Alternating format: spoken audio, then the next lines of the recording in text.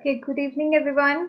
Um, we are live from FIAPO and we are conducting this webinar under the Learn from Leaders series by FIAPO, which is a webinar series, and we bring you different topics about plant-based living to veganism. And today we have a very interesting and a very new topic, and we are although waiting for a few more participants to join in. But as people keep joining in, we will introduce to you the topic that is the PCOS reversal on plant-based diet, and we have Roshni Sangvi with us today. Roshni Sangvi is a very, one of the most amazing personalities that I have known through my work. And about her a bit is that she's one of India's leading plant-based sports nutritionists and transformation specialists. She was the first person to compete in a professional bodybuilding competition on 100% plant-based diet, and she's a globally certified wellness and fitness expert, and she has a master's in clinical psychology. So she works with clients with body image issues, anxiety disorders, eating disorders, and helps them heal through a plant-based diet and lifestyle modification.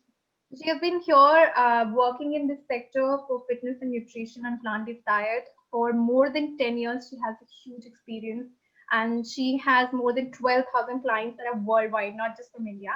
And Roshni is also here. So Roshni, please talk about yourself a bit more, and do introduce a little bit about your website also. I know we have so many plans that we've seen, and I fortunately also have some friends who follow you and have taken your are clients of yours.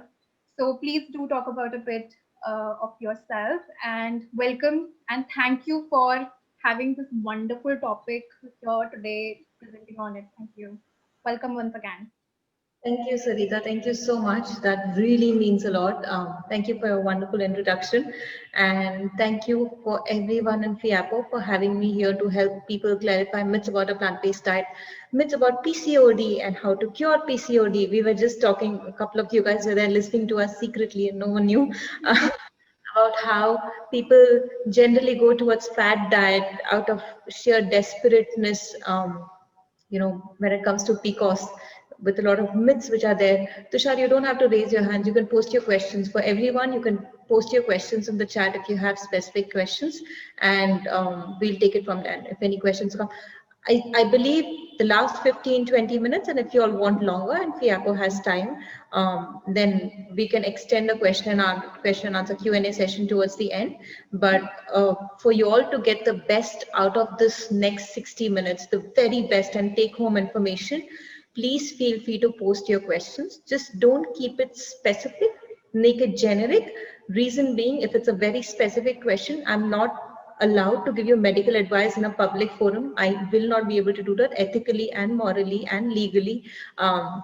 But reach out to me with your personal questions, email me, and I will more than happily give you personal advice, if it's required. Here, more generic questions, more than welcome. I'll be covering a lot of generic topics anyways, but more than welcome. I see some very familiar names in the attendees list, people who have been following me or people who have been my clients in the past, which is nice to see that, really nice to see that. So we'll be discussing about the plant-based nutrition and how a plant-based diet can help in terms of PCOS symptom management. Assuming you're now, let me know in the chats. Let's make this a conversation so that you get the best out of it and it's a little bit more interactive. Post in the chat how many of you are already following a plant-based diet, or are you aware of a plant-based diet? Just say yes or no. Yes, I've been following, or I have been aware, or no, it's something new to me, or you're flirting with the idea of a plant-based diet, but you have no idea what you're doing. Just let me know in the chat. So Kanchan's been following a plant-based diet. That's good. What are you guys doing? Are you already following a plant-based diet, or is it new to you, or you have no idea what a plant-based diet? Already following, awesome. That's good. So meanwhile, while you're talking, while you're messaging, let me tell you about my experience with a plant-based diet. I was introduced to the term vegan, or plant-based vegan when I was 18 years old. I was 18, and I remember I was in my university, and this English teacher who was teaching English was constantly talking about a vegan diet, vegan diet. We were not aware of it, and she used to come in every day with a big glass of Starbucks coffee in her hand. And we were talking behind her back that she keeps saying vegan, vegan, but she's drinking coffee. What is this? And then we asked her. That was the first time she said, no, vegan options are available everywhere, and Starbucks has like almond milk and soy milk. This was in the US. So US had soy milk, almond milk on the menu way before I think India launched it. So it's pretty surprising that why would you give up milk? It's we've been raised, especially in India, believing that milk is really good for you. You get strong bones, and I was aware of the concept of veganism. I started doing my research, came through the ethical side, how like animals are tortured. Again, this was something I believe only happens out of India. It doesn't happen in India, and we respect cows, and all of this does not happen in India. But when I came back to India, I immediately got in the fitness industry, and being in the fitness industry, I was very conscious in terms of, gaining muscle mass, building muscle mass. Even though I was 10 kgs overweight, my trainers who were in the gym constantly told me how I need to take casein and whey, and it's so important if I want to lose weight. Which, retrospect, now that I think about it, now that I'm even working with clients, you don't need that much extra proteins when you're trying to lose weight. Every scoop of protein you're adding is about 120 calories, calorically dense, and your body does not absorb more than 20 to 25% proteins coming in from the diet anyways. But I remember at that point when I was just in the gym trying desperately to prove myself, lose weight, because I was also working as a trainer, personal trainer, and I was running a gym. I was running an entire facility with a lot of trainers working under me. So I was desperately trying to lose weight and prove myself and get into the best shape of my life. I was consuming up to 4 scoops of protein powders per day because I wanted to expedite my results. I wanted to get there as soon as possible. But that was also a time I experimented with a lot of supplements and fat burners and L-carnitine, CLA, BCAAs. If you name a supplement in which is you go into any supplement store, I would have tried it. So I tried a lot of things to try and desperately come back to a normal weight. But it didn't happen. After a few months I was still the same weight, and my skin, digestion, everything got really bad. This was when I remember I had taken a trip outside when I had a lot of pizzas and cheese and a lot of things, and I came back and my skin was really, really bad. Then I started exploring the idea. I knew a plant-based diet is good in terms of clearing the skin. So that was my first initiative. Why don't I try a vegan diet to help me just clear the skin, sort of detox, use a vegan diet to detox. So I decided to go on a vegan diet for 21 days just to help me detox and help me clear my skin. So what I did was I started reading a book because I wanted information. I didn't know anything about a vegan diet. Blessed and luckily, coincidentally, I came across the first book ever which I read on a plant-based diet was the China Study. Not a very, not something people mostly pick up because it's very research and nutrition scientific, science based. It's not easy to read. It's very hard to read. But that was the first ever book, and it's really thick. It's like it's a really thick book. But that was the first book I just happened to pick up, trying to understand a little bit about detoxing or going on a vegan diet just to detox. And I was very scared I'll lose muscle mass, so I wanted to do it only for 21 days. If you guys haven't come across China Study or have no idea what it is, I highly, highly, highly, highly, highly recommend you read it. Don't read the whole thing. It's too big and you probably don't need it. Read the first 50 pages. That's it. That's it. That's everything you need to know about a vegan diet. Just the first 50 pages. Of course, the book will keep you hooked, but it's very research and science-based. But first 50 pages, very important. And I'll share about it here, assuming a lot of people don't know. Do you guys know about the China study? Just a yes and no. Should I skip that part and then we go into PCOS? Keval, I'll answer your question towards the end. Let's talk about PCOS and let's talk about, a vegan diet. Ethical perspective, I think FIAPO has done a fabulous job. They've done more than enough to discuss about ethical reasons not to have milk. If I have time, I will definitely answer your question and help you in terms of understanding the real science of Ayurveda and cows raised in gaushalas. Okay, so assuming no one knows about the China study.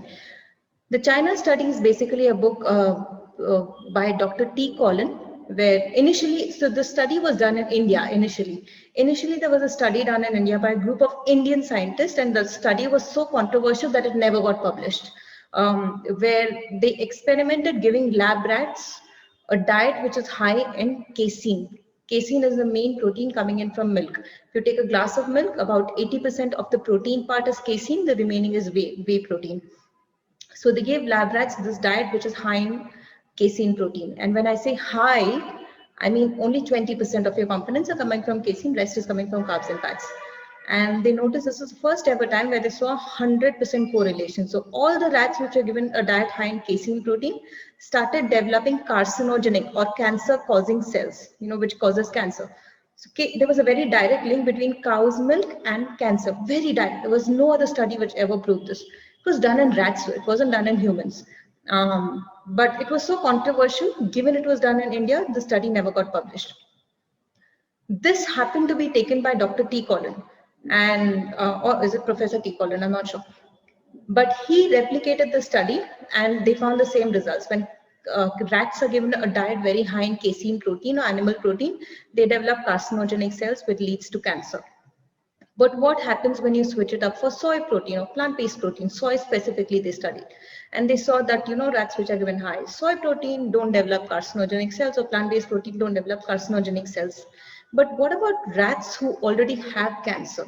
Once they already have cancer, what happens when you switch from casein to soy protein? And this was the most surprising and shocking part. When you switch from animal protein to plant-based protein on rats which already have carcinogenic cells, they start seeing a reverse effect where their cancer cells start subsiding. So it's basically cancer reversal. And this is used a popular form of treatment, nutritional treatment across the globe, where when someone's on a plant-based diet, and switch to a plant-based diet and they have cancer, the progression stops. I'm working with multiple clients also with regard to the same, who've been working with their doctors to switch to a plant-based diet. But it was done on rats. Really speaking, animal studies don't replicate on humans. It does not happen. When something is done on animals, not necessarily you get the same results with humans. So they redid this. You could not technically redo the study because it's an ethical thing. How can I knowingly give someone something which causes cancer to you? I can't do that. Ethically, I'm not allowed to do that, which is also why when I'm working with clients, it's either vegan or nothing. I will not work with a client who says, I want to be on a vegetarian diet. I will say, you continue following and find someone who can help you, but I will not work with you, or a non-vegetarian diet. It has to be, because if I'm not putting something on my plate, knowing that this is bad for me, I cannot give it to you. So ethically, you could not replicate the study. But turns out this entire population in China, there was this natural subject which they found where, if you look at the Chinese population, 80% of the Chinese population share the same gene from the Han clan. So genetics was out of question. They share the same gene. So cancer could not be because of genetics.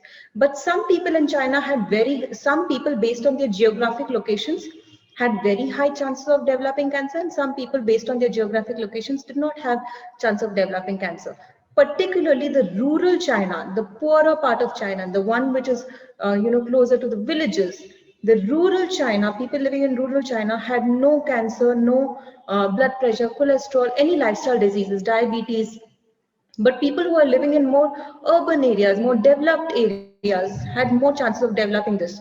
And they found the difference between these two populations was animal protein. People who are living in urban areas were richer. They could afford animal protein, they could afford meat, they could afford dairy. But people living in poor countries could not, or minimal access. So they used to have a little bit of meat, no dairy at all. There's no concept of dairy in China, but a little bit of meat here and there, not much at all.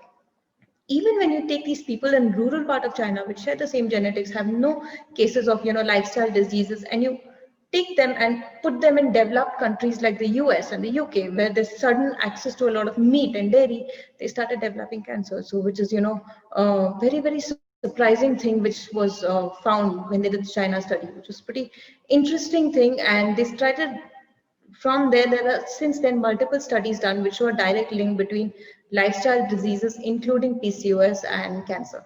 Today, we are going to explore PCOS specifically and how PCOS and dairy has a very direct link. Now, there are multiple, when you think of PCOS, I'm going to share my screen here so we can.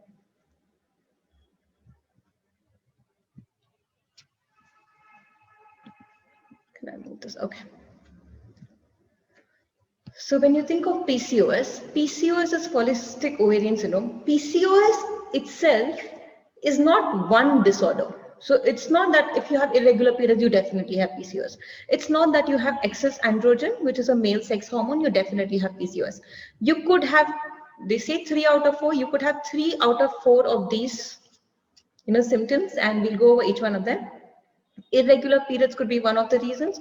Excess androgen, sex hormones. If you have too much of estrogen or androgen, female or male sex hormone, leading to things like painful periods, facial hair, then that could be a cause. That could also be one of the symptoms of PCOS.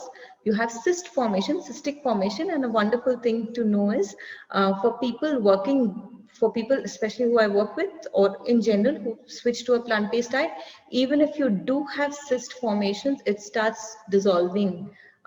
When you're on a plant-based diet, you don't need to go through any surgery. It starts dissolving on its own, given a certain amount of time, and not even a lot of time, like 3 months, 3 to 4 months. Insulin resistance is another, one of the things which happens in PCOS, and PCOS is mostly seen in about 10% population in India across the globe. So it's very prevalent. There are young kids like 15, 16-year-olds with PCOS symptoms. There are older women and everyone in the age group in between. And something which is easily reversible, something which is easily manageable. And yeah, it's there. How many of you think PCOS, genetics is a cause for PCOS? Every lifestyle diseases, 99% of your genetics are made by your gut, are made by the tiny bacteria living in your gut. 99%. 1% is genetics, 99% is not genetics. It's what you eat. Nutrition first. Of course, fitness and lifestyle changes. There are, industrial changes. If you're living in an environment which is highly polluted, that could be one of the reasons. The skincare products you're using could be one of the reasons. Have family member who have it, mother and daughter. So in this case, when multiple members in the families have PCOS, then understand this: families who live together share the same lifestyle. They're eating the same kind of food. They're exposed to the same kind of environment, at least when they're growing up. And kids are growing up eating the same kind of food, same kind of environment. If you pluck them out of that lifestyle and put them in some other lifestyle, you start seeing that the symptoms subside and majorly subside. So genetics is just one of the cause. 5 major eating habits which lead to PCOS. I'll discuss each one of these in details, and this can help you guys, also understand which of these are you following which leads to PCOS. You don't have to take any notes. You don't have to take any screenshots of this. All of this information is available on my website, on the blog which I wrote about PCOS.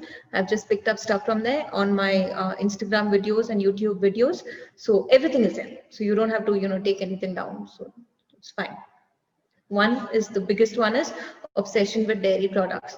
Now, dairy products, industrialized animals, industrialized cattle animals, industrialized cows, which are basically, born just to use as a milk making machine, are constantly given oxytocin, growth hormones, multiple other hormones to increase the production of milk. So these are cows which are, the sole purpose of the animal is to be used as a milk making machine and eventually to be killed, to be used for the skin. They are constantly given growth hormones. All of these growth hormones makes its way into the milk, and from milk it makes its way into your body. All of these growth hormones, it's the same thing. So besides the milk being adulterated with paint and urea, uric acid,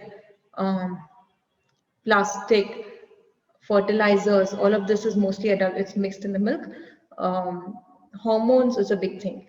So PCOS is a condition which is caused because of excess hormonal fluctuation. You have excess estrogens and excess androgens, and you're trying to control that. On top of that, you include dairy products which are very, very high in estrogen. Then you're just feeding your body with more and more estrogen. So that's a major cause when it comes to dairy consumption and PCOS. Mostly when you stop consuming dairy products in as little as 3 weeks, in as little as 3 weeks or one menstrual cycle, most people start seeing a reversal in terms of their PCOS symptoms one menstrual cycle. It's not like you have to follow a diet for 6 months and then see a difference. Cyst formation and cyst absorption takes a little longer, but menstrual cramping, facial hair, irregular periods, everything is managed in, it starts managing in as little as 3 weeks. So just imagine the, amount of, in the impact like dairy products have on the system. Okay, now someone had asked about cows raised very cows raised very nicely and no harassment, nothing done. Irrespective of however the animal is raised, when a mammal conceives, it could be humans, it could be cows, it could be dogs, it could be any mammal. When a mammal conceives, a female mammal conceives, the cow is carrying the baby in the stomach for a certain amount of time. Every time the mammal conceives, the amount of estrogen levels rise in the body. Even if you don't give any kind of additional hormone to the animal, even if you don't do anything else, the milk which is coming out of the animal still has very, very high estrogen levels. It still has very, very high casein levels. It still has very, very high growth hormones, which is why it suddenly, a small calf becomes into a big cow. It still has a lot of IGF, which is, very, very dangerous to the body because it leads to cancer. So even if you consume the animal really carefully, you're still getting all these problems. There is no Veda which says cow milk can cure health problems. I'm saying this again. There is no Veda which says cow milk can cure health problems. If you do your research, there's more than enough articles to say that it leads to problems. There's no curing. Ayurveda, the study, the medicinal study, uses a little bit of ghee. And the reason ghee is used when they are making medicines is to make the medicines which are high in nutrients, micronutrients, which is vitamins and minerals. For the absorption of vitamins and minerals in the body, you need a fat source. Fat helps in the absorption of certain vitamins and minerals. You could easily replace it with a healthier fat source. Even if you don't want to replace it with a healthier fat source, even if you're adamant of using ghee, that little bit of ghee which you're having with the medicine is 1 or 2% of your entire year's meal plan. You're not having medicines on a monthly basis or daily basis. If you do, then there's something wrong with you. Then you need to fix that. But that's just 1 or 2%. So you continue having your Ayurvedic medication, but there's no and I've done an entire YouTube video on this ghee specifically. There's no study. There are studies. It's not no study. There are studies which are sponsored by the which was it? Some dairy industry in Haryana. But I'll link the YouTube video. I'll send it to Sarita, and I think you can send it in the newsletter to everyone. But there are studies which are sponsored by the dairy industry, which specifically talk about certain health benefits.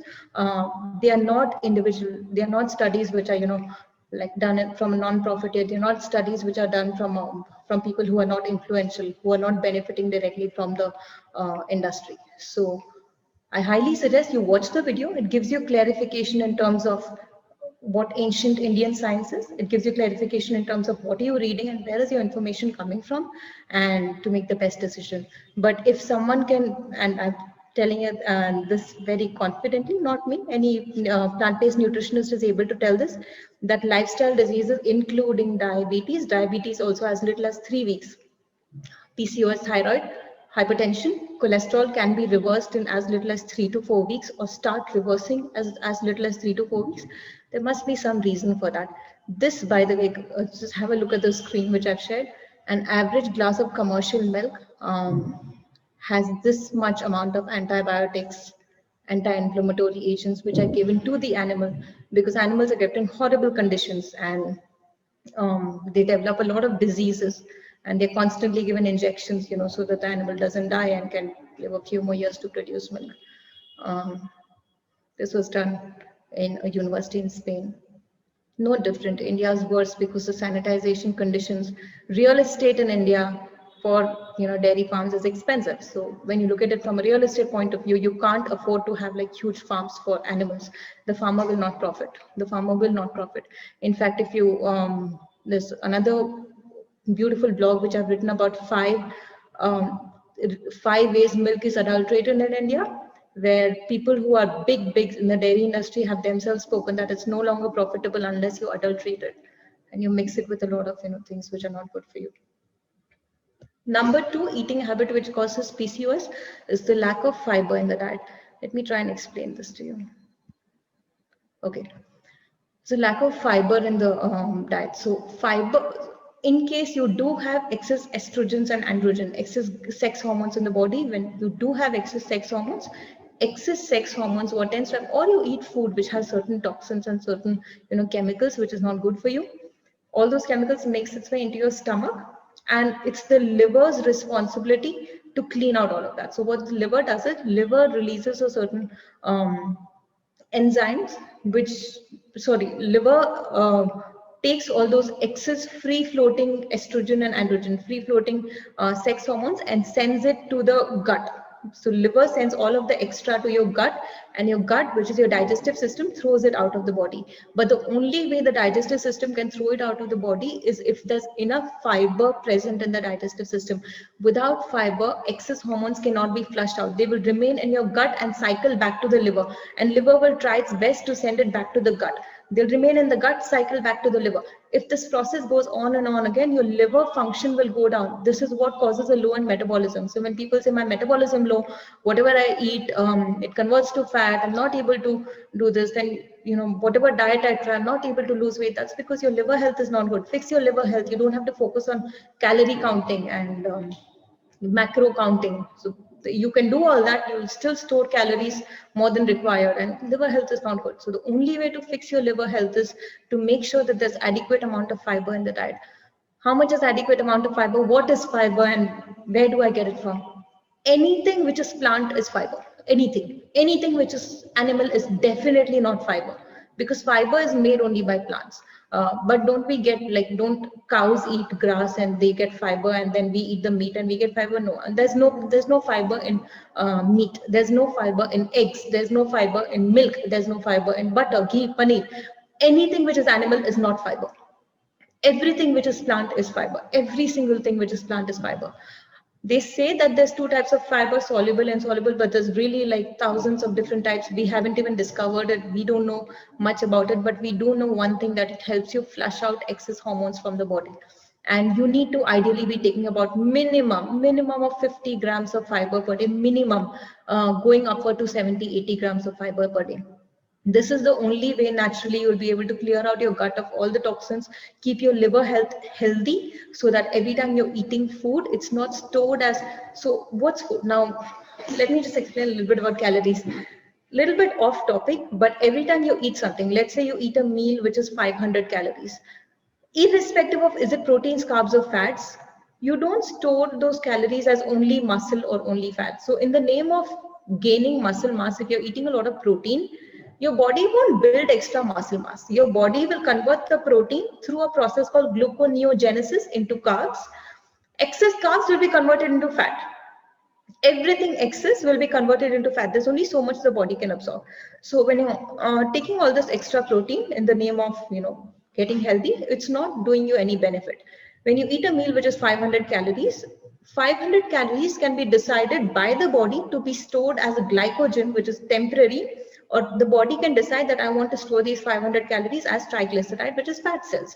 So when people say I've tried everything, I'm not losing weight, then you keep dropping calories. So 500 you eat 400 calories, and so 400 you eat 300. That doesn't mean that you'll lose weight. That 300 is also stored as triglycerides. Your body is not doing a good job in storing calories differently. You'll have to fix the storing part. You'll have to increase your metabolism. You'll have to increase your hormonal fluctuation. That's the only way your body is able to process calories different and process calories differently. When it comes to fiber, fiber is only 2 calories per gram, which is less than carbohydrates. Even though we calculate it as 4 calories, it's less than carbohydrates. It's 2 calories per gram. And starches, which is your potatoes and rice and corn, is 1 calorie per gram. Starches are not calorically dense. They're very, very less in calories, 1 calorie per gram, versus proteins and carbohydrates, and fat is 9, which is very high in calories. The only way for you to get fiber is through plant-based food, anything which is plant-based, which is vegetables and fruits and lentils and pulses and beans and all of that. There's no fiber found in animal food. So there's no way you're going to get fiber, no matter how much you try, through animal protein and through animal food. How do you, so like I said, 50 grams and over is the minimum fiber requirement. How do you make sure you're getting 50 grams? I'll give you the list in the end. There's a way you can, process how much fiber you're getting. Okay, irregular eating habits and body weight both go hand in hand. How does body weight contribute to PCOS? Now, body weight, every time you have extra fat cells in the body, the fat cells are not sitting there. They're not sitting there and not doing anything. They're not just, adding body fat. Each single fat cell, every single fat cell is a hormone making factory. Each single fat cell is pumping extra estrogens and extra androgens, extra sex hormones into your bloodstream.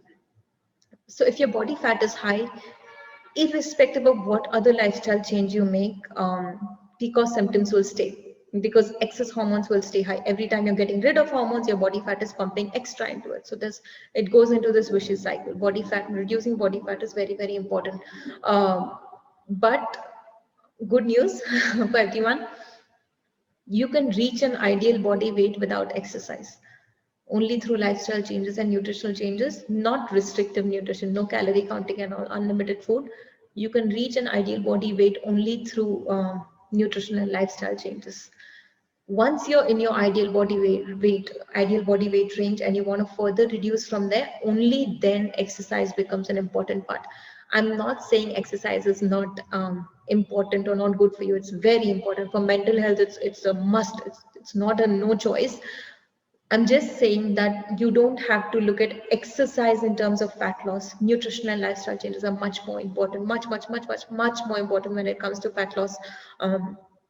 That 1 hour in the gym is 300 to 400 calories. It's not going to make as much of a difference when it comes to fat loss. But what you do on the remaining 23 hours is much more important. But reducing body fat is absolutely, it's a no choice. You have to if you want to manage your PCOS symptoms. Irregular eating habits, generally PCOS, because women struggle with PCOS. I'm going to talk to and specifically to women in this group listening to it. When was the last time? So mostly when I'm consulting, women for PCOS, and I talk to them and I ask them that, what is your favorite food? And mostly they don't have a favorite food. They'll think for 5 minutes, then they'll say whatever my son likes or whatever my daughter likes, whatever my husband likes. When I ask them, what did you eat for breakfast? And they'll be like, whatever was left over, I just ate that. Women don't prioritize. This is all over the world, everywhere. Women don't prioritize their health as much as they prioritize their family health, and it's, I think, the most beautiful quality to put someone else's needs before their own needs. I think it's a brilliant quality. That's why a mother can what a mother can, a father can what a father can. Not putting men down, men have different qualities, but this thing comes. So that's why when it comes to women who are juggling with multiple different roles, let's say you're also working, you're also managing a family, you have so many different things working, around you, then irregular eating habits is inevitable. Irregular eating habits leads to irregular insulin and glycogen fluctuation in the body. It causes major hormonal fluctuation in the body, especially the hormones which aid in digestion, which is important for digestion. So if you've noticed this, if any one of you has tried to go on intermittent fasting, the first 1 week is the hardest. Then it's okay. The body gets used to it. That's because the body learns at this time my glycogen will drop. I'm used to eating my first meal at 9 o'clock. So around 8:45, my body will start sending signals, hungry, hungry, hungry. If I, for the next 2-3 weeks, if I, from 9, I'll shift to 10 a.m. It's not going to send me signals at 8:45. It'll send me signals at 9:45 that I'm hungry, give me food. So that's, its body's learned, to send a signal at certain times to drop your glycogen so you feed yourself. The body has a certain pattern which it follows. If you're eating at irregular hours, that is, one day you wake up, you have breakfast at 8 a.m. Next day you forgot to have breakfast, or you're too busy, you just left for office. The third day you woke up and you had a big breakfast at 7 a.m. because there was a function at home or something. Irregular eating habits, then that's going to cause hormonal fluctuations in the body, and you want to do everything possible to keep your hormones stabilized. Not a very major change, very easy change. Once in a week, every Saturday or Sunday, invest. It'll take you total of 15 minutes, not long, total 15 minutes. 15 minutes, make a list of your entire week's meal plan. Monday, I'll eat this, breakfast, lunch, dinner, snack. Tuesday, breakfast, lunch, dinner, snack. Wednesday, breakfast, lunch, dinner, snack. Entire week's meal plan, do it one day. Let's say Saturday morning, I invest 15 minutes towards doing that. Sunday entire day will be grocery list, grocery planning. So either tie up with vendors who will directly send produce to your house, so you don't have to step out also, and you don't have to, it becomes a no-brainer. I've tied up with multiple people like that. For my greens, every week, once in a week, they send me a greens basket home. Whatever's fresh, I leave it to them. So whatever's fresh you send. Fruits once in 3 days, fruit basket will come at home, and your vendors, especially the vendors who are around you, are more than happy to do that. It's beneficial for them also, and it becomes a no-brainer. That much less investment of your time. That is lifestyle. What is lifestyle change? Lifestyle changes is managing everything so that it becomes a part of your lifestyle, and that's a forever change. And then when you have all these fruits and vegetables and greens at home, you're less likely to, like cheat and eat something wrong. You're more likely to pick up something from there and eat it. So yeah, just invest that 15 minutes, then automatically you'll notice that the rest of the week you follow a certain meal pattern at a certain time. You don't go off time, and that's going to cause less of an insulin spike in your body.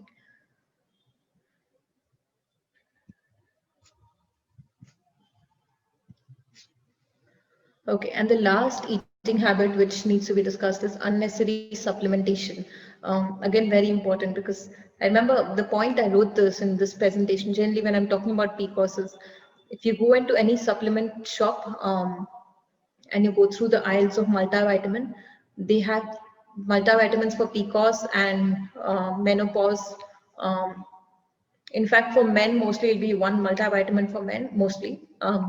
But if you look at women from 20 to 30, there'll be a separate multivitamin, 30 to 40, 40 to 50.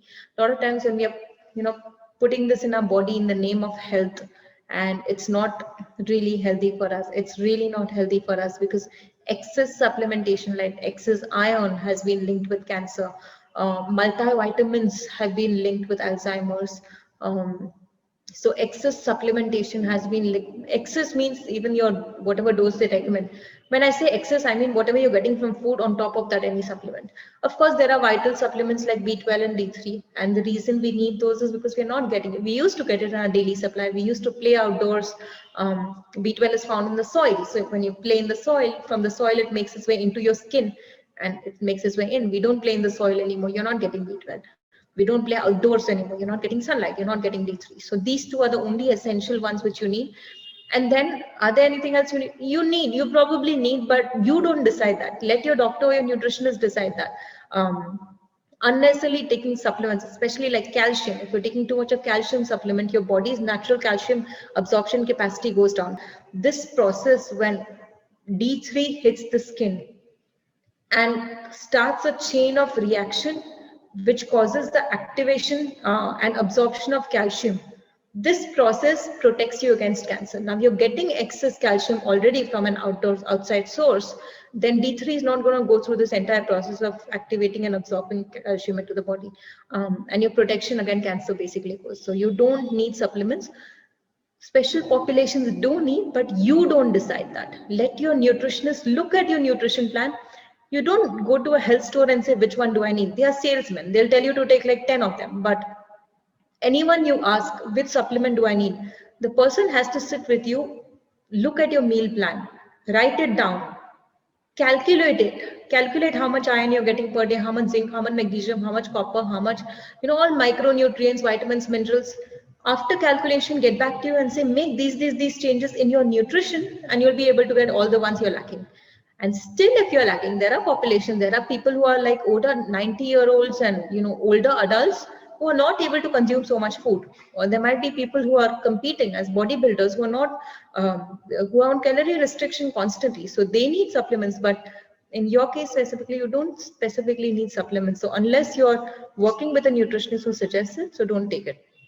Even on plant-based diet, one should take on a plant-based diet, one should specifically not take supplements, because plant-based diet is the only diet in the world which is so high in micro and macronutrients and minerals.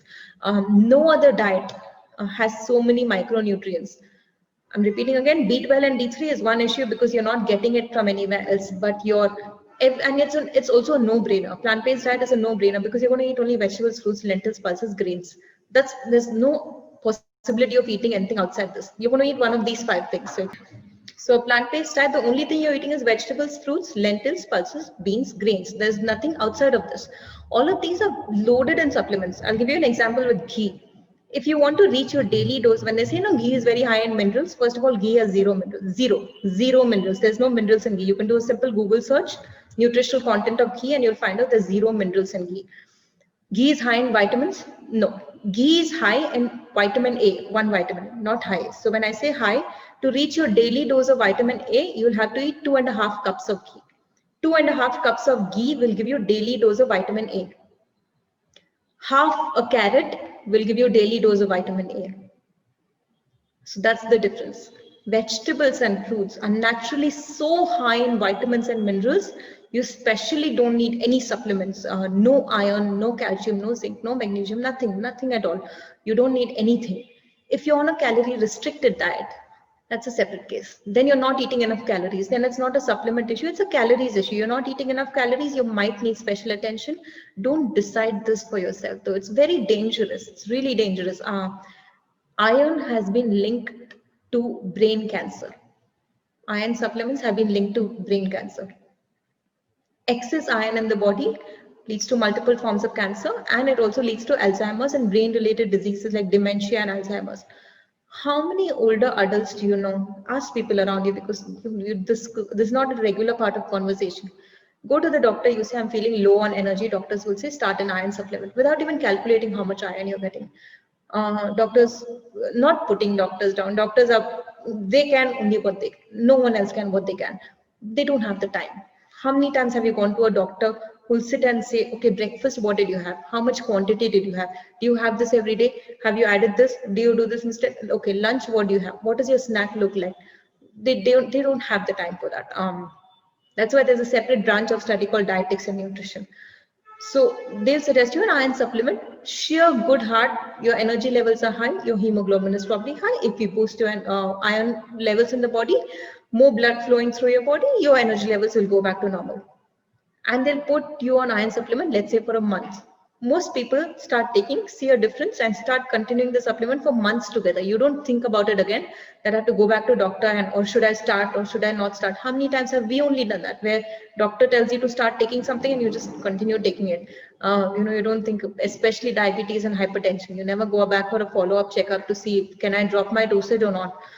Thyroid also, which you should, every 45 days go and get it checked till you drop it completely. But with older adults, eventually you develop dementia, you develop Alzheimer's, you develop, cancer, and you never think of it, but there's a very direct relationship between iron and cancer and mind-related diseases. So it's preventable. It could be prevented. I'm not saying iron is the only reason. There could be multiple other reasons, but it's adding fuel to the fire. So why add fuel to the fire? So stay away from supplements, or work with an expert who can help you understand what you specifically need, and only take those supplements. Don't take anything else. So that's the moral of the story. To understand PCOS, you need to understand something called AGEs. AGEs are these fat and protein molecules, or fat and protein cells, which basically cause PCOS symptoms in the body. So it could be fat cells or it could be protein cells, which causes oxidation and inflammation in the body. Oxidation and inflammation has been linked with PCOS. So and they've also studied this intensively, but people with PCOS have more AGEs. People with PCOS have, without PCOS don't have as many AGEs. It's almost double. So you check someone's AGEs levels, you could say if they have PCOS or not. The only way to reduce AGEs in the body is to make sure that you don't consume it through food, first of all. How do you get it through food though? Anything and any time an animal protein is heated. Okay, so when you eat meat, you don't pluck out meat from an animal and eat it directly. You will cook it. The animal protein exposed to heat. Ghee and butter. Milk churned constantly, exposed to heat for 20-25 minutes, you're getting ghee and butter. Any animal protein which is exposed to heat has extremely high AGE values, extremely high, very, very high AGE values. And this is what causes oxidation and inflammation in the body. The only way to reduce oxidation and inflammation is to eat food which is anti-inflammatory and antioxidant. A plant-based diet is the one diet which is the highest when it comes to anti-inflammatory and antioxidant, because plants by its nature are very, very anti-inflammatory and does not cause oxidation in the body. I'll explain this concept of antioxidant. I'll explain you. Inflammation, most people know what it is, but comment if you don't know, and then maybe I'll explain that. I'll explain you what is antioxidation. If you've read this Shiva trilogy by Amit Tripathi, very good series of books. The first books he talks about how it's basically a mythology about Shiva's life. He talks about how when Shiva was, there, and they used to, and which is also in Ayurveda. If you guys are interested in Ayurveda, there's a certain portion which people used to drink, which used to increase their lifespan. So there's some medicine portion they used to drink, which used to increase their lifespan.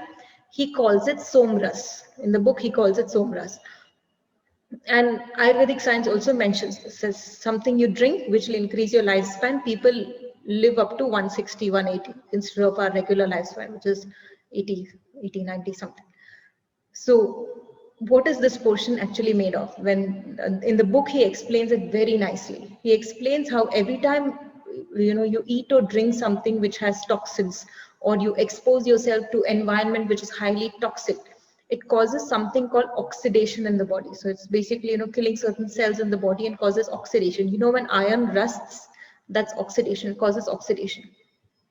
So your body's internally rusting. If you can prevent the process of oxidation, technically you can reverse aging or stop aging. Technically, if there's no oxidation, there's no aging. It's not possible. Your body does not age without oxidation.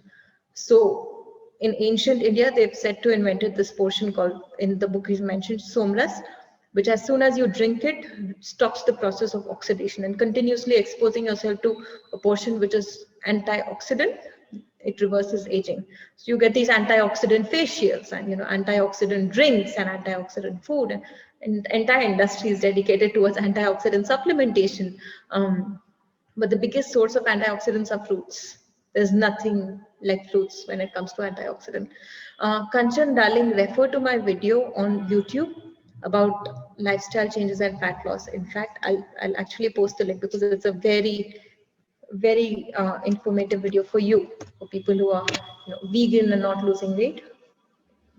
That way, you will have access to the YouTube channel also, because it'll help you.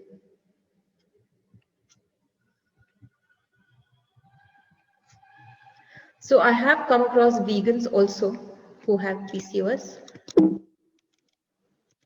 because their food is not high in antioxidant and anti-inflammatory agents. So they're keeping their AGEs basically high, consuming food which has a lot of oil. Oil causes oxidation. And two things which have highest content of AGEs. One is smoking. Smoking increases your AGEs. This could be smoking hookah, shisha, of course, cigarettes, and passive smoking. Someone is smoking, you're there in that environment. Any form of smoking leads to very high AGEs in the body, and dairy products lead to dairy byproducts. More than dairy itself, dairy byproducts are very, very high in AGEs. It's very bad for the body. So stopping these two and including food which is anti-inflammatory and antioxidant will help you start reversing AGEs in the body, and you'll start seeing that your PCOS symptoms are managed much more gracefully. I'd like to share one video with you. So one video to get you motivated. I know PCOS can be hard. I'm sure it can be hard because we start this, why me? We get into the why me mode. That person is living an unhealthy lifestyle. I do so much for my body and it's not happening. I know it is painful. I haven't gone through PCOS. I've gone through PCOS, multiple other PCOS symptoms, including extreme mood swings and menstrual cramps. And there's a lot of blame associated because you shout at your loved ones and then you feel bad and guilty about it. And this happens 10 out of 30 days of a month. And then you feel bad about yourself that you're not a nice person. And so it's bad. And you don't have to, even with people who don't have PCOS, you shouldn't have menstrual cramps. You should not have mood swings. This is a sign that something is not going right hormonally, and it is very much fixable in a matter of months, not even years, very much fixable. Listen to her. So this is my story on cyst. I've had cyst for almost 5 years. been on pills, and the pills don't do any good. All they do is make you put on weight. You go through huge mood swings, sleepless nights, um, irritation, depression. You're all the time angry. And well, that is what the pills did to me. And I consulted almost 7 gynacs, tried to figure out and see if there is any other way out. And all they said was, you have to take pills. There is no other solution or nothing else that you can do besides taking the pills. And well, pills again will not solve the problem of cyst. All it does is it only stops from increasing or growing it any further. And besides that, yeah, it only adds to your mood swings, depression, irritation, anger, weight gain. So I think almost 8 months ago, I reached out to Roshni and I told her that this is the problem that I'm facing and I'm really not happy about taking the pills. The first thing Roshni said is, get away with those pills. And well, for 5 years I've taken the pills, and it's not easy to get away with the pills and think that, okay, you're no longer taking them. I think I came to terms only 3 months ago where I said, I can't handle the pills anymore. So I reached out to Roshni again. I said, you know what, let me give in 3 to 4 months and see if it really works well. And she put me on a diet plan. She put me on a fitness plan. And again, there was no restrictive diet or a workout program that she put me on. It was just few basic changes that, you know, a few small changes in your lifestyle on eating fruits, or you know, making few little variations on what you're eating, how you're eating. And honestly, I had about 4 cysts, which is now just, I have only 2 cysts on both my ovaries, and the size of the cyst have come down to 1 centimeters from about 5 to 6 centimeters. I'm trying to do through the videos, tell you that there is a way for you to tackle PCOS. It's not, you know, my way or anything. It's a plant-based diet, a whole food plant-based diet, and you don't have to struggle with it. It's not genetics. It's not something that you have to live with for the rest of your life, and it's not hard. It's really not hard. If there's anyone of a bigger foodie than I don't know. I'm the biggest foodie I know. I love food too much, and transitioning to a plant-based diet has not taken away that part of me. I still enjoy food more than anyone else in my family. I cannot do with a bad dish. I want my food to taste good. Vegan food has nothing to do with compromise. It's not. One thing it's not is it will open you to more options. Why would you only struggle with one cow's milk? You have like 1,000 different options in vegan milk, 1,000 different options. Try a new one every week.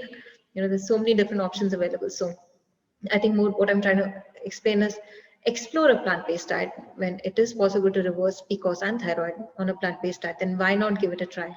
Byproduct is weight loss. Byproduct is, you know, good health, and byproduct is no cholesterol, and byproduct is ensuring yourself a healthier future so your kids can enjoy it. Because no feeling is worse than seeing a parent in the hospital. No feeling is worse.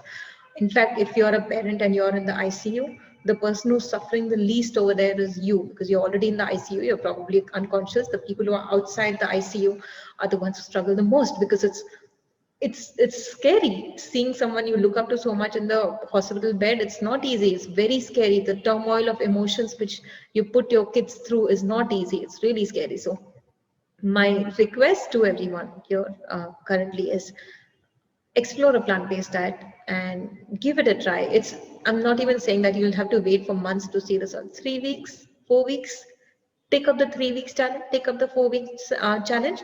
Sarita, if you can update, is there a FIAPO 3 weeks challenge? Did I read it on FIAPO or somewhere else? 3 weeks vegan challenge? So we have a 21 day, yeah, we have a 21-day challenge, and it's absolutely 3 weeks only. And yes, it has all these recipes that you can have, and it's all plant based. Yeah. So what I'm going to do is I'm going to take a couple of questions which are there. Can a 14-year-old have PCOS? She's not obese or overweight, severe tummy ache and heavy bleeding for 8 days. I don't think that itself qualifies as a symptom for PCOS, heavy bleeding and tummy ache. It mostly happens when kids are young. The first few times they get their menstrual cycle, it's very common. I don't think, explore with a gynecologist and say no clearly to any kind of medication. You can fix it with your nutrition plan only. But I wouldn't say that that's a qualifying factor for PCOS. Okay, so I'm assuming in the follow-up email which will be sent, the link will be sent. And I highly suggest you to try up for the 21 days challenge. 21 days, it's nothing, it's not much. In fact, take it up, no? Like when people say that with keto you lose so much so fast and with fat diets you lose so much, you'll do it, no? You'll do whatever and you'll not eat. I'm telling you eat. I'm telling you eat more food. I'm telling you eat more food than ever and explore so many different options. So it shouldn't be that hard. I'll take all three questions. One is, need vegan fat options. Ideally, the amount of fat content you should be consuming should be about 15 to maximum 20% of your daily calories, no more than that. Excess is not needed for the body and it's bad also. Even if you're on a weight gain program, what if you're trying to gain weight? Try and get those calories from carbohydrates and proteins, not so much from fat, because fat causes a lot of oxidation in the body, even if it's plant-based fat. So ideally 15 to 20 grams. What does this 15 to 20 grams look like? You want to make sure you're consuming 10 to 15 grams of nuts or seeds per meal. So this is how it looks. Every meal, a little less than a fistful. So don't get like a full fistful, but something like this. This much fistful, not like this, like a little bit. Just a fistful of any nuts and seeds of your choice, anything. So think of any dry fruits or nuts or seeds, anything which ends with seeds, watermelon seeds, flax seeds, chia seeds, sunflower seeds, anything which ends with seeds, nuts or seeds. So get one of these. Olives, avocados, oils are other fat sources you can start exploring, but fistful with every single meal. One meal has to have one fistful. What if you use oil for tempering? Then you don't add that fistful. That is too much because oil itself is fat. So if you're using oil, then don't use. But if you're on a whole food plant-based diet already, then a fistful per meal, no more than that. You don't need more than that. I don't have irregular periods, but I have a lot of facial hair. Why is it so? Facial hair is a clear symptom of excess male sex hormones in the body, and which is a symptom of PCOS. And like I said, PCOS not necessarily means only irregular periods. Facial hair is one of the symptoms. This is pretty clear symptom, but you can work in terms of reversing it. Reduce your androgen, male sex hormone, automatically facial hair will stop growing. Hair follicles which are already there will take some time to grow, but if you don't have new hair follicles, it's going to stop where it currently is. Yeah. Spotting, is it caused by heat in the body and stress? No, it's not caused by heat in the body. Spotting is not right. Spotting is a symptom of PCOS, very rarely heat, but it's not caused by heat in the body. It is caused by stress. And what is a natural remedy? Natural remedy is switch your nutrition plan, get into lifestyle changes which will help you tackle certain things which is causing the spotting. Like I'm working with a client currently, and 6 to 8 months, I think since the beginning of lockdown, she's had spotting. Initiated by stress, the beginning of lockdown. So March onwards, she's had spotting. We started working together, I want to say December first week, and within 3 weeks, we stopped it completely.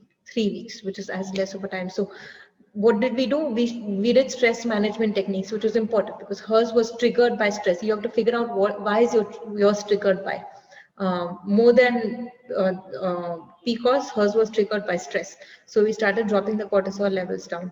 And then we started making nutritional changes to make sure she gets enough micronutrients in the body within 3 weeks. Not necessarily with everyone 3 weeks. So don't put so much pressure on you that I made all these changes and nothing happened. It's okay. That's going to cause more stress. But it can be solved is what I'm saying. Just work with an expert who will help you solve it. I also want you to address something about how PCOS is not only a problem for women. It's not a gender, because I see a lot of women are here and very few men even joined. And even on other live platforms, Facebook, there are rarely any men. And men have been asking us this question, do we attend this session or not? Which is very surprising because it came as a shock to me. So I would like you to address why is it so important for everybody to know about? I think what you're talking in terms of is hormonal fluctuations. Hormonal fluctuations is a problem for everybody in today's generation with everybody. With women, it's much easier because periods is something, you get it on a monthly basis, and there's too much of taboo and stigma attached. You missed a period, you could be pregnant, something is going wrong with your body. But nothing, you have certain symptoms and metabolic condition, and you need to fix that. With men, there's no periods. That's really sad. Even during adolescence, women go through changes, during adolescence, and the society addresses to that. You have hormonal problems, mood swings, you have menstrual cycles, society addresses to women needs. Men go through so many changes during adolescence too. They too have hormonal fluctuations, and they too have so many things they are dealing with, but no one wants to talk about it. No one addresses that. There are sexual changes, there are sexual desires which men have during that time, and they associate it with guilt. It's completely normal. It's because your testosterone levels are higher than normal. You're developing genitals, so it's different, and it's completely justified, but no one wants to talk about it, and in fact puts a negative association and negative name to it. I especially because you mentioned this about men and PCOS, not PCOS, hormonal fluctuations. There's so much of stigma attached with soybeans and soy milk, and leading to breast fat and breast formation in men, which is totally taken out of context. And if anything, soybeans, with everyone on this panel right now and everyone who's attending, soybeans will help you reduce your estrogen levels. Soybeans are good for you. How much? At least 2 servings per day. Most of us have 2 per week or none in the name of PCOS. At least 2 servings per day, which will help you reduce hormonal fluctuation in the body. Men in India, and I know I'm saying this because a lot of times, anytime I talk about soybeans, there's like a men commenting with a lot of breast fat, commenting that this will lead to breast fat, but dairy milk won't. Now, dairy milk is literally estrogen, because cows are pumped with estrogen injections. There's literally estrogen in dairy milk. And somehow we have associated that's okay, but soy milk is not, which is a plant, which is like a bean which comes from the trees. There's no estrogen there. So I think it's very important for men to understand that hormonal fluctuation with mood swings is not something that you just name it as, okay, he's a very angry person. No, he has hormonal fluctuation, just like women do have. Preeti, the video which I showed, she told me she was crying on the phone, the first call. She's happy to talk about it at any time with any one of you, by the way, over a phone call. She's spreading this awareness. She was crying on the phone saying, last time I had my period, I flipped the table when I was angry. And my child, who was, I think, 12 or 14 at that time, was standing there in fear, shaking. And it made me feel so bad that as a mother, you go through so much emotions that I made my child go through this, but it's not even her fault. It's hormonal fluctuation. I'm sure dads also go through this, where they're venting, and they can't vent in the office because you have a boss and you want to be terminated if you come home and you vent. And they just label you, you're an angry person, you're a this person, you're a that person, but that person is going through as much of a fluctuation as much as a pregnant woman who's craving. Are you going to stop? Are you going to tell her you're too fat, you can't eat this? Because you're pregnant? You don't. You address those craving as a society. You respect that feeling. Why not do the same thing with men? So I wish, in fact, everyone who's here who's a female, next time you're dealing with a man in your life who's a husband, brother, friend, colleague, anyone, let them know their emotions are justified. They're going through certain changes which can be fixed with the right guidance and nutrition, but it's not that they're bad people. They're going through emotions. As a vegan, I eat a lot of tofu and tempeh. Is that recommended? Yes. Like I said, minimum 2 servings. How much tofu is too much tofu? Up to 20 cups per day is too much. So I'm sure no one is doing that. But minimum 2 servings is absolutely, it's important. It's essential. Not that if you don't, if you have so much of negative association with tofu that it'll cause man boobs and all, it's okay. Don't eat it. There are other things to eat, but 2 servings is minimum recommended. Tofu, soybeans, tempeh, soy milk, soy curd, soy sauce, or any of these, all of these. You don't know these practices, and like you said, internet is full of so much of information, so you don't know where to go and what to exactly know about it. So I never knew that you had to stop supplements like that, and I have been a vegan and I've been just hogging on supplements, and it's wrong is what I learned today. And there were so many other things as well, so it was a very informative session. And Roshni, thank you for coming here. And like I said, there are people who watch this on Facebook as well.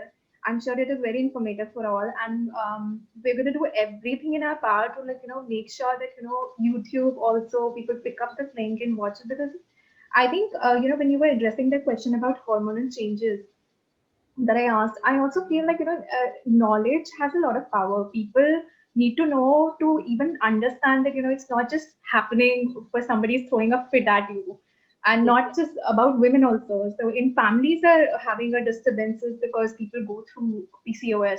So like you told about this lady, for example.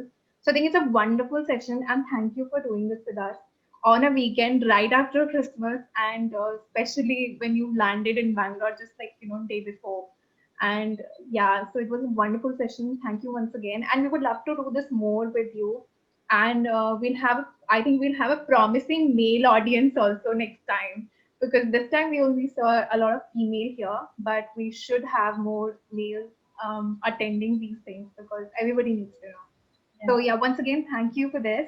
And thank you to all those who've been here. I hope you loved it. Please do go to Roshni's website as well.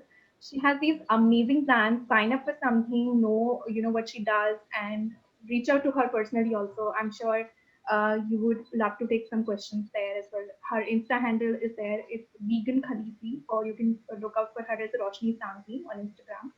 And also stay tuned to Piapo's more such sessions coming up. We do post all this information on our social medias platforms, on Facebook, Instagram, and YouTube will have all these videos uploaded. So don't worry if you didn't watch the whole of the session, or if you want to recommend a friend to watch it, we'll have it there as well. You can easily go to YouTube, recommend it to a friend, send the link. Please let them watch this, and all the other links that Roshni has shared today.